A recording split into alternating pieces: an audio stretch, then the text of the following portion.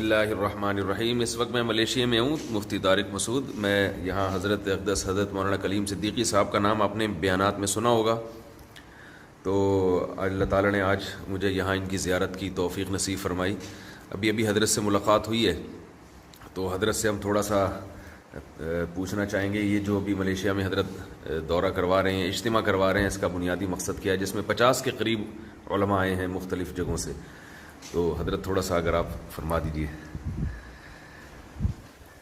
اصل میں جو دنیا میں وہ حالی امت مسلمہ کی جو ہو رہی ہے اس وقت پوری دنیا میں، اور اس وقت صورتحال یہ ہے کہ بالکل ہر جگہ ایسا لگتا ہے جیسے ماتم اور نوحے کا ماحول ہے، اور ہم لوگ یہ سمجھے ہیں کچھ تھوڑی سی دعوتی کوششوں، اور جو اللہ تعالیٰ نے توفیق دی ہے، کوششیں تو نہیں کہہ سکتے، اس بار جرم کے اعتراف کی برکت سے اللہ تعالیٰ نے، کہ مسئلے کا حل صرف یہ ہے کہ ہمیں اللہ تعالیٰ نے اپنے فضل سے اپنے نبی جناب رسول اللہ صلی اللہ علیہ وسلم کی امت میں پیدا کر کے خیر امت کا لقب دے کر ہمیں داعی بنایا۔ پوری دنیا کے لوگ ہمارے مدعو، دنیا سے ہمارا رشتہ داعی اور مدعو کا ہے۔ میرے حضرت والا حضرت مولانا سید ابو الحسن علی ندوی رحمۃ اللہ علیہ فرمایا کرتے تھے کہ داعی کی حیثیت طبیب کی اور مدعو کی حیثیت مریض کی ہے۔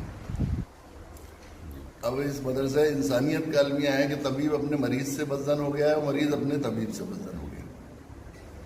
تو مریض تو اپنے طبیب کو کیا کہہ رہے ہیں، یہ دہشت گرد ہیں، یہ گندے ہیں، یہ جاہل ہیں، یہ بنیاد پرست ہیں، اور ہم ان کو کہہ رہے ہیں حریف ہیں، یہ فریق ہیں، یہ دشمن ہیں، یہ غیر ہیں، یہ غیر قوم ہے، اور بعض دفعہ بہت شدت کے ساتھ کافر کہتے ہیں۔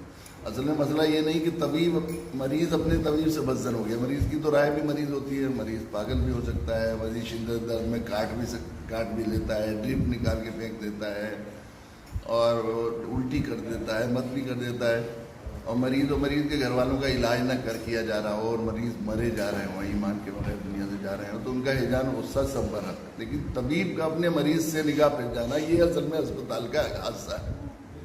تو ہم یہ سمجھتے ہیں کہ مسئلہ یہ ہے کہ ہمارا رخ پھر ہماری جو خیر خواہانہ جذبہ ہونا چاہیے تھا ان کے ساتھ، جو اللہ کے نبی صلی اللہ علیہ وسلم نے پوری زندگی میں ہمیں سکھایا تھا، تو ہم اور ہم نے یہ تجربہ کیا کہ جتنا زیادہ اس جذبے کے ساتھ ہم لوگ اپنے مدعوئین کے پاس جاتے ہیں، ہم خصوصاً ہندوستان میں رہتے ہیں، ہندوستان کے بارے میں آپ جانتے ہیں کس طرح کا آج کل تاثر ہے، لیکن قریب جا کر اندازہ ہوتا ہے کہ وہ مریض اپنے طبیب سے صرف تھوڑی سی ہمدردی اور سمپیتھی اور خیر خواہی کا بھوکا ہوتا ہے، اور اگر اسے خیر خواہی کا جذبہ مل جائے اور اس کی فکر صحیح ہو جائے تو وہ بالکل، ہمارے یہاں تو ہندوستان میں بہت سے مریضوں کا یہ جملہ طبیب سنتے ہیں جن کے ساتھ ذرا سی ہمدردی اور خیر خواہی سے طباء نے یا ڈاکٹروں نے کیا ہے، معاملہ کیا ہے کہ یہ جو ہے یہ انسان نہیں، یہ تو بھگوان ہے ہمارے یہاں، بھگوان اتنا وہ کرتے ہیں۔ تو ہم لوگوں نے یہ کوشش کی ہے کہ مختلف جگہ کے علماء کو بلا کر اسے درخواست کی جائے۔ قرآن نے کہا ہے فَاسْأَلُوا أَهْلَ الذِّكْرِ إِن كُنتُمْ لَا تَعْلَمُونَ۔ بظاہر تو اسے دعوتی ورکشاپ اور دعوتی تربیتی کیمپ کا نام دیا گیا ہے، مگر اصل بات یہ ہے کہ ہمیں فَاسْأَلُوا أَهْلَ الذِّكْرِ إِن كُنتُمْ لَا تَعْلَمُونَ، بیکار اہل علم مل جائیں تو ان سے اپنی ضرورت اور اپنا سوال فوراً پیش کر دو۔ تو مختلف علماء کو بلا کر یہاں پر ہم لوگوں کی کوشش ہے ملیشیا کے رفقا کی کہ ان کے سامنے علماء کو ماشاء اللہ حضرت کا جو ہے بہت زیادہ کام ہے، غیر مسلموں میں لاکھوں غیر مسلم مسلمان ہو چکے ہیں حضرت کے ہاتھ پہ، حضرت کی دعوت سے، اور حضرت کی پوری ٹیم ہے یہاں پر آپ دیکھ رہے ہیں۔ یہ سب حضرات یہاں صرف خدمت کے لیے بہت سے تو ان میں جمع ہوئے ہیں۔